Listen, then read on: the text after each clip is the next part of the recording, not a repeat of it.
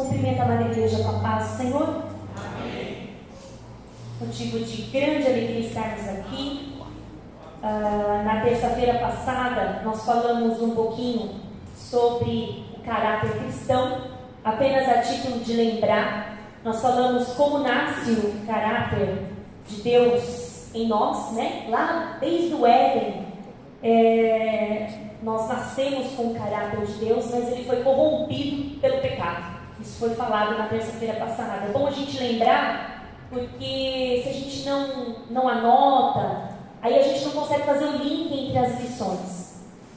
E foi dito também que nós nascemos com a mínima noção do que é certo e o que é errado, né? Até o pastor Afonso deu o exemplo da criança, quando ela é já ali 1 aninho, 2 aninhos, ela sabe o que é errado e o que é certo, sem que ninguém a ensine, né? Então ela sabe ser egoísta, né? Ela sabe esconder seus brinquedos, ela sabe bater no pai, na mãe, desde muito cedo, sem que ninguém a ensine. E nós aprendemos então que as coisas boas dá trabalho de ensinar, mas as coisas ruins já nascem com o ser humano, já está intrínseco, infelizmente, né? Nós temos que lidar com essa realidade. E hoje nós vamos falar sobre Abel, o caráter de Abel. A Bíblia fala tão pouquinho de Abel, mas esse pouquinho vai nos abastecer nessa noite de uma forma especial. É uma palavra, um estudo que nos traz muitas lições, nos dá vários puxões de orelha, muitos. Então, vamos embarcar nessa viagem aí em Gênesis, capítulo 4. Gênesis, capítulo 4.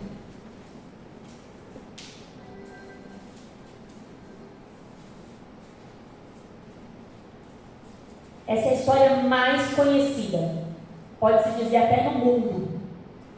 Todo pai que vai contar uma historinha para a criança começa contando de Abel, de Caim, para explicar relacionamento entre irmãos.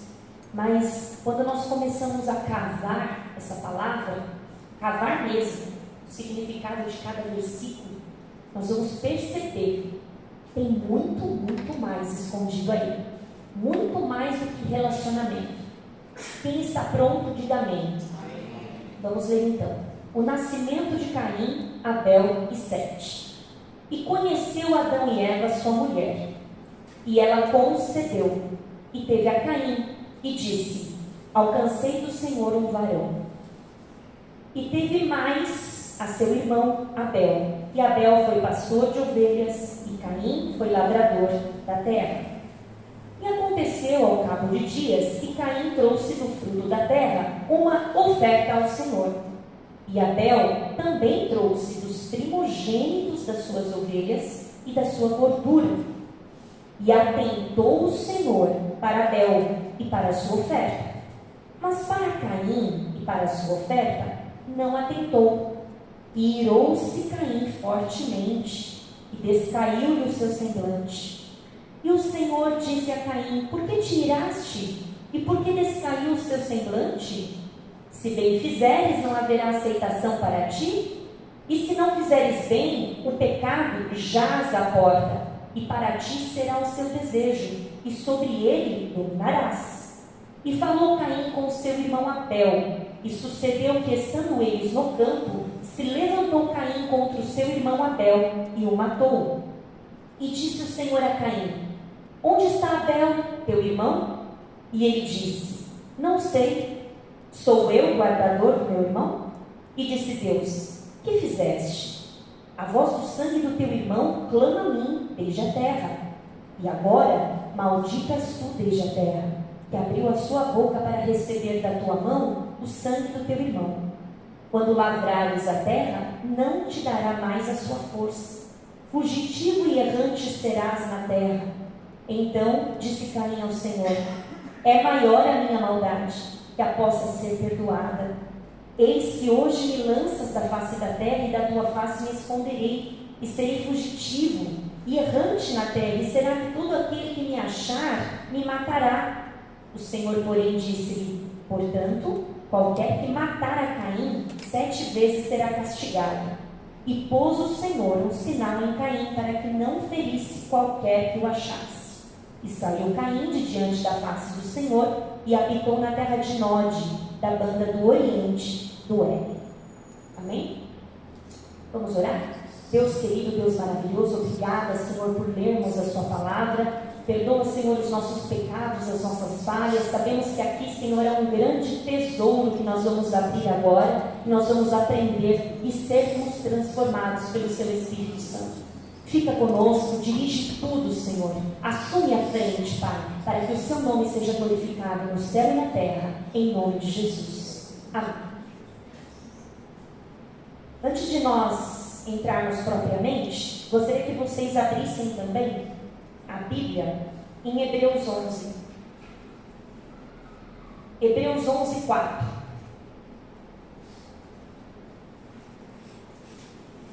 Livro de Hebreus, capítulo 11, versículo 4.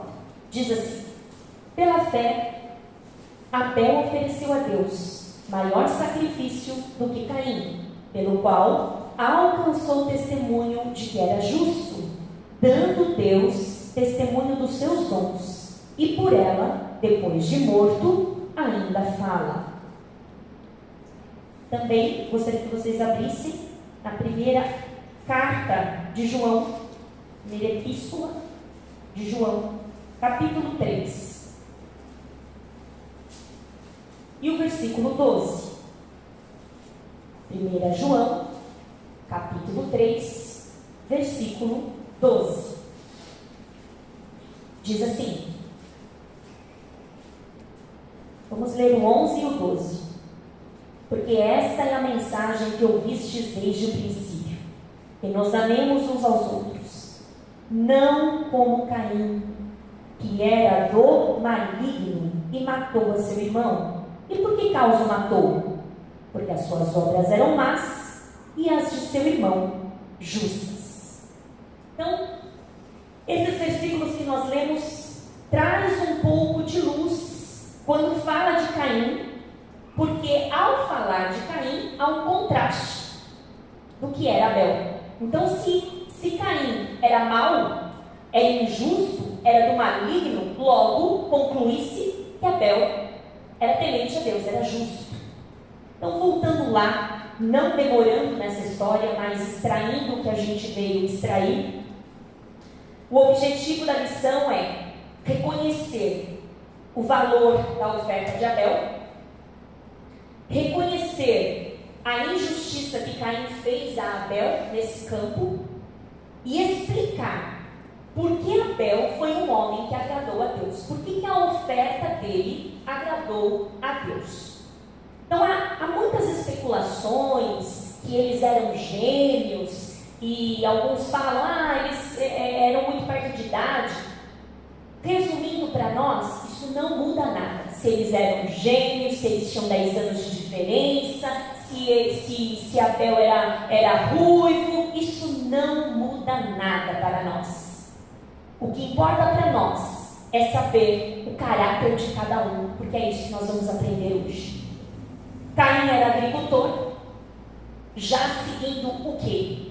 O exemplo dos seus pais, porque Adão já trabalhava e cultivava a terra. E Abel, ele seguiu um rumo diferente. Ele foi o primeiro pastor de ovelhas. Ele foi o primeiro a exercitar a fé. E foi o primeiro a ser vítima de homicídio. E foi o primeiro a inaugurar os heróis da fé. A galeria, dos heróis da fé. O significado de Abel quer dizer sopro, vaidade, já querendo mostrar que a vida dele foi breve nessa terra, foi um sopro. Mas como nós lemos no autor de Hebreus, embora tenha sido um sopro, o autor de Hebreus fala assim: ainda Abel morto, o testemunho dele fala. E é tão verdade isso que nós estamos no ano de 2024 e nós estamos refletindo sobre o testemunho de Abel. Então, o autor Falei 2025, gente. Perdoa, né? 2025, tá bom? E no testemunho dele ainda fala: e se Jesus não chegar na nossa geração, a geração seguinte vai falar de Abel, e a outra geração vai falar de Abel, porque a Bíblia diz que o testemunho dele, mesmo depois de morto, vai falar. Então olha só, Adão e Eva tinham um privilégio maravilhoso, que era conversar com Deus, ver Deus. Eles não precisavam exercitar a fé. Já pensou nisso? Eles não precisavam, porque eles estavam vendo o Criador. Eu criei vocês, prazer. Que bom. Adão e Eva tiveram esses filhos, e os filhos já não tiveram o mesmo privilégio. Eles precisavam ter fé, porque eles ouviam falar: Deus criou, essa é a voz de Deus. Antes, Deus descia no jardim e falava com a gente, e hoje não acontece mais. Mas como que se vê Deus? Né? As mesmas perguntas, eram crianças e cresceram falando desse Deus Criador. E olha só, a história aqui, como vai falando, né? Todo mundo sabe que conheceu Adão e Eva. Quando a Bíblia usa essa expressão conheceu, é porque houve uma relação sexual aqui. Tanto que a Bíblia, ela não usa o termo conheceu para os animais. Você só vai encontrar essa expressão quando tiver um homem e uma mulher na Bíblia. E aqui ela vai fazer questão de mostrar a profissão de cada um. E no versículo 3, dá a entender que o sacrifício era algo que já acontecia. Então olha só, e aconteceu ao cabo de dias que Caim trouxe do fruto da terra. Ele não teve uma ideia, entende? Ele não teve uma ideia: eu vou ofertar para o Senhor. Era algo que já acontecia. A gente presume que isso já era um costume. Se era um costume, havia uma instrução, como Deus queria que os sacrifícios fossem apresentados. Havia uma instrução, uma exigência de Deus. E nós vemos claramente que Abel seguiu essas instruções e Caim desdenhou delas, ignorou essas instruções, executando tudo conforme a sua vontade, executando tudo como ele achava que deveria ser. Só que isso nunca dependeu do homem, sempre dependeu de Deus. E aqui nós vemos, quando Caim ele começa a ofertar ao Senhor, nós vemos como o ser humano ele é especialista em estragar tudo que é perfeito. O ser humano ele é especialista em estragar, bagunçar, atrapalhar tudo que é perfeito. Tudo que Deus ele desenvolve para o ser humano vai lá e atrapalha. Ele deturpa, ele corrompe, ele torna uma coisa boa de uma coisa ruim. E Deus, ele não estava interessado se a oferta era de vegetais, de grãos ou de ovelhas. Deus estava interessado na motivação do coração de cada um. Isso é tão verdade que no versículo 4, vamos acompanhar? Diz assim, e Abel também trouxe dos primogênitos das suas ovelhas, da sua gordura. E olha o que diz a parte dele: e atentou o Senhor para Abel e para a sua oferta. Para o que Deus atentou primeiro? Para Abel. Não foi a oferta foi o segundo plano. Ele olhou primeiro o coração de Abel, e assim foi o coração de Caim. Então, o resultado disso tudo é que Caim trouxe uma oferta da terra. Ele não perdeu tempo para escolher a melhor oferta. Não. Ele pegou qualquer oferta. Entende? Ele pegou qualquer oferta. Mas o que isso tem a ver com caráter? Calma aí.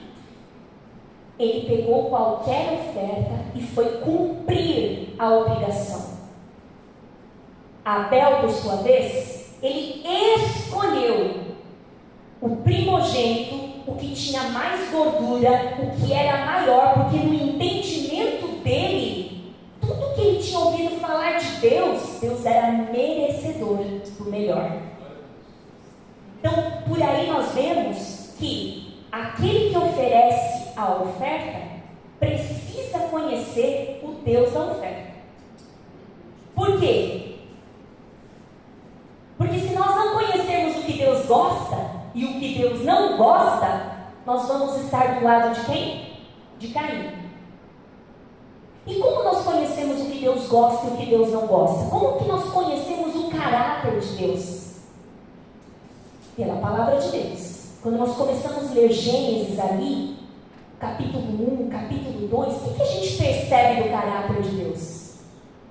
Que Ele é extremamente criativo, que Ele é extremamente organizado, e Ele é extremamente feliz, Ele tem bom humor. Esse é o nosso Deus. E o resultado de todo esse oferecimento foi que Deus aceitou, então, primeiro viu Abel e aceitou ali a sua oferta e rejeitou a oferta de Caim. Então tem muito mais a ver com o coração zeloso versus um coração duro, um coração ignorante, um coração inapto. Tem muito mais a ver com obediência do que com sacrifício. Tem muito mais a ver com obediência às instruções do jeito que Deus quer, do que eu acho, do que eu penso, do que eu sinto. Então, no final, o sacrifício de tolo de Caim só demonstrou o seu caráter. Por quê? Ele revelou através da oferta o que tinha no seu coração, que era o quê? Tudo de pior. Por quê? Por que ele matou o seu irmão? Ele matou o seu irmão, nós acabamos de ler, João é muito resumido, ele diz assim, porque ele era do maligno, porque o seu coração já era corrompido. Então, o que você acha que vai sair de um coração corrompido? Corrupção. O que você acha que vai sair de um coração invejoso? Inveja. O que você acha que vai sair de um coração que odeia? Homicídio. Então não precisava, o Senhor não estava olhando para o tamanho desse sacrifício, sim, pela intenção do coração. Talvez Caim, nós não temos detalhes, mas quando a Bíblia compara um sacrifício com o outro, ela perde tempo falando que o sacrifício de Abel, ele pegou o primogênito. Se ele pegou o primogênito, Caim escolheu o pior. É como se ele pegasse o resto. É como se ele pegasse o que era descartável para o lixo. É assim que é a interpretação. A realidade. O que sobrou, eu vou ofertar para Deus. Então isso ofendeu a Deus. Então, como prova que Deus primeiro olha o coração, quando a Bíblia fala tentou Deus para Abel, é porque Deus olhou para aquela intenção e era pura. E aí, falando de Abel, a gente entra no coração sincero. A gente entra no caráter do irmão, no cristão, na mulher que tem um coração sincero e um testemunho diante de Deus. Abel conseguiu alcançar o favor de Deus porque ele teve fé. Não foi pelo seu esforço, ele teve fé. E essa fé o justificou, diz o autor de Hebreus. Essa fé, assim como justificou Abraão, é a fé que justificou Abel. O que é justificar? É tornar alguém justo. É tornar alguém reto. É tornar alguém aceitável. É por isso que a nossa oração hoje ela é aceitável diante de Deus, porque Jesus nos justificou primeiro. O autor de Hebreus ele vai dizer que essa oferta, assim como o seu testemunho, assim como os seus dons, a sua sinceridade e a integridade de Abel vai falar para sempre. E a passagem do crente nessa terra, e é onde a gente começa a aprender com essa lição, a passagem do crente, porque assim, não tem muito o que falar da vida pessoal de Abel, não vai ter. Você vai procurar na Bíblia e vai citar apenas exemplos, mas não vai parar para falar características dele. Então nós temos que ser espertos e comparar um com o outro e já extrair o que é bom e deixar o que é ruim. Então, o que a gente entende que o testemunho fala? Ainda que a pessoa vá embora dessa terra, o seu testemunho fala por ela. A passagem do crente nessa terra, ela deve ser um testemunho a ser lembrado. Só que resta saber se esse testemunho a ser lembrado vai ser um testemunho de graça, um testemunho de exemplo, um testemunho obediente, um testemunho cheio de fé, ou de alguém como Caim, amargo, infeliz, invejoso, encrenqueiro e todas as outras características ruins que vierem na sua cabeça. O que a gente aprende é que são nas pequenas coisas da vida que nós começamos a exercer os nossos primeiros sinais de caráter de honestidade. Nas pequenas coisas. E essas pequenas coisas vão comprovar lá na frente se nós seremos honestos nas grandes. Vocês entendem essa realidade? Se nós aprendemos a ser honestos nas pequenas coisas, certamente nas grandes nós o seremos. Mas, se nas pequenas coisas nós somos infiéis, não há como ser fiel com as grandes. Somos chamados, quando a Bíblia fala assim, olha, vocês são o sal da terra e a luz do mundo, quando ele fala sal da terra, o sal a gente sabe que é para conservar. Qual é a nossa função de sal num mundo que está apodrecido? Apodrecido. Se nós estamos com o sal, que é Jesus, nós vamos apodrecer? Não. Enquanto nós estivermos conservados no sal, que é Jesus, nós teremos sal nos lugares que nós pisarmos. E uma vida de testemunho é essencial para a nossa pregação ser genuína.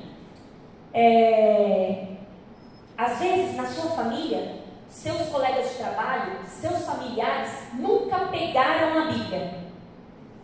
E vão, de repente, passar por essa vida sem pegar a Bíblia. Mas a única Bíblia que ele vai ler é você.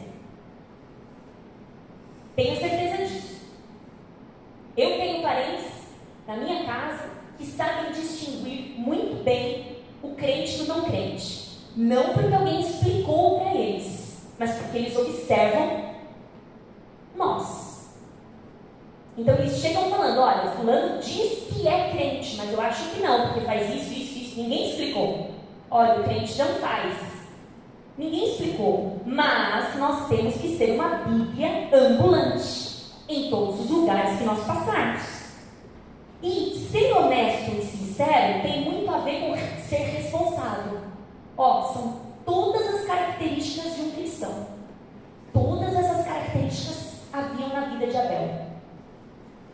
É constrangedor nós confiarmos numa pessoa irresponsável. É ou não é?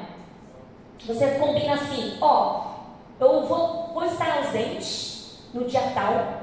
Você consegue me cobrir nesse dia? Você vai no meu lugar, a gente troca, a pessoa aperta a sua mão, fala, pode deixar, nesse dia estarei lá, pode confiar, fica tranquilo, vai descansado para o seu compromisso, vá sossegado.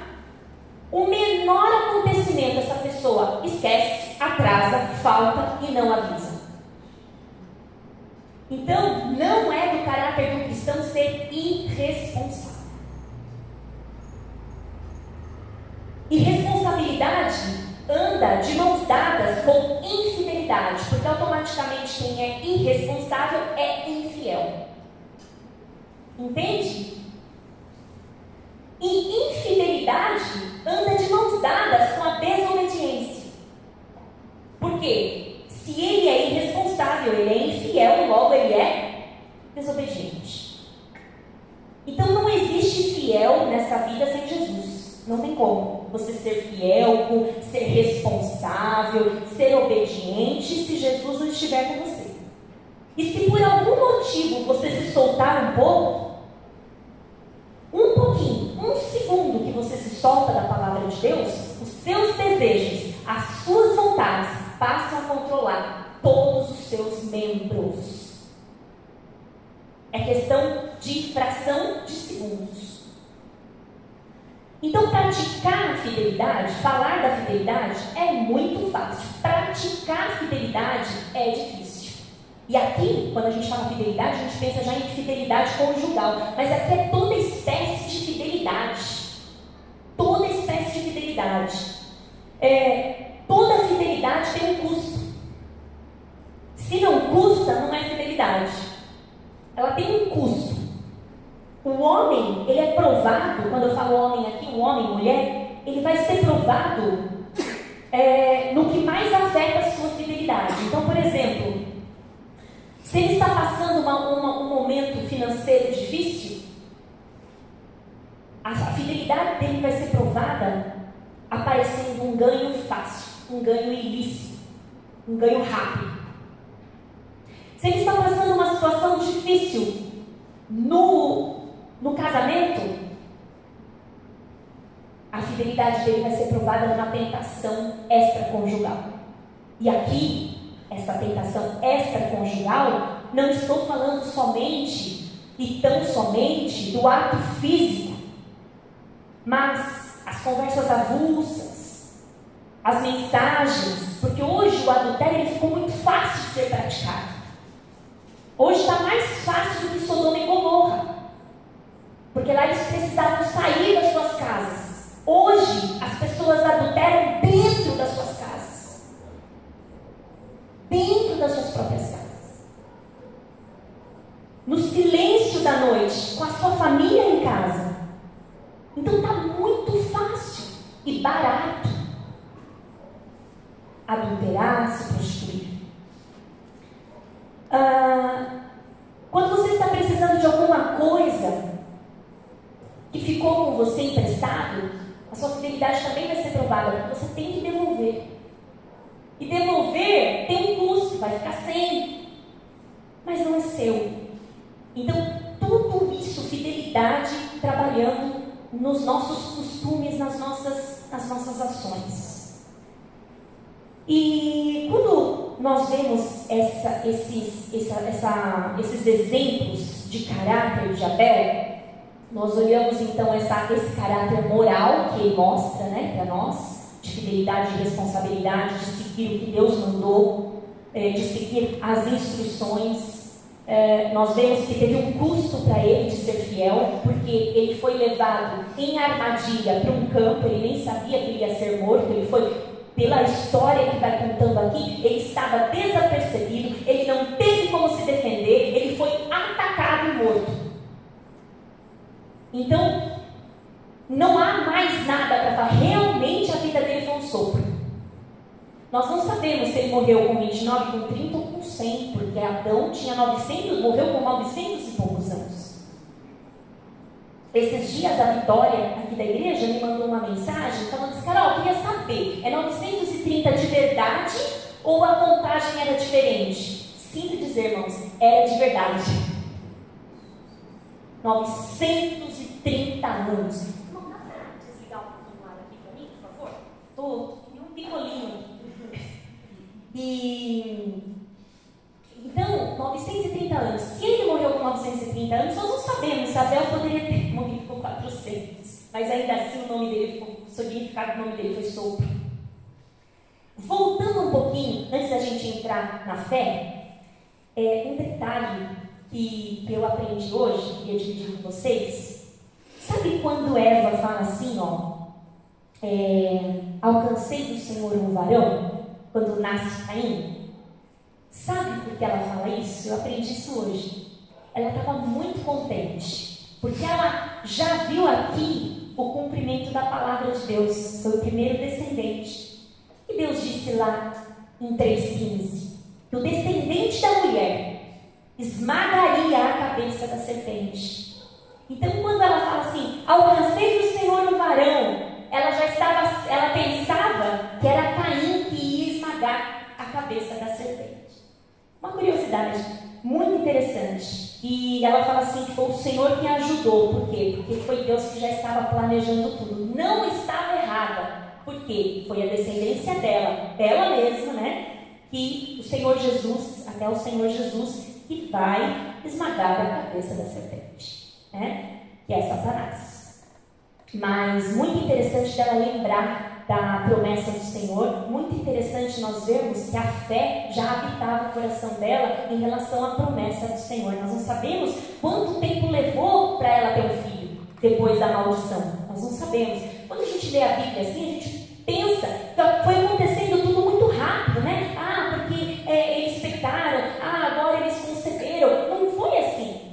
Não foi assim, dia seguinte, no dia seguinte, não. Passaram muitos anos para Adão morrer com 930, demorou muitos anos para acontecer muita coisa.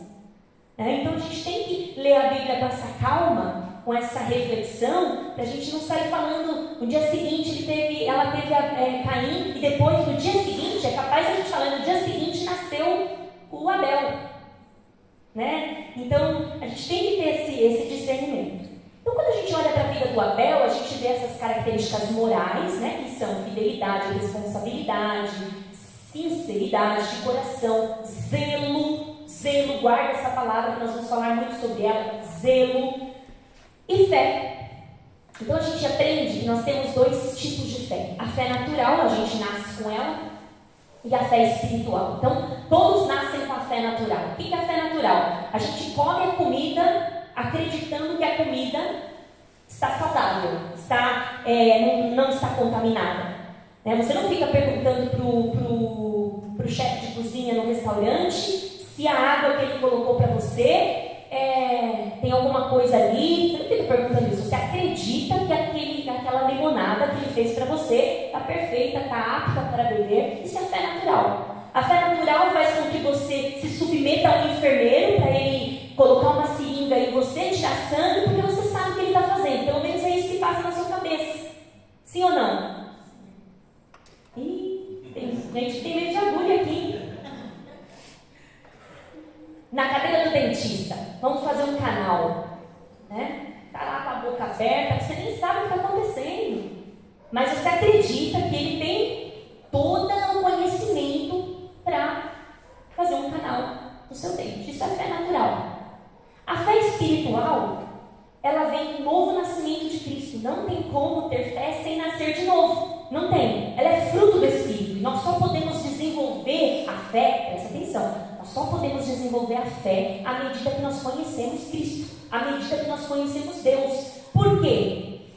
Porque Abel tinha fé e ofereceu certo porque ele conhecia Deus. Ele conhecia o que Deus gostava, ele conhecia o que Deus amava, o que Deus preferia.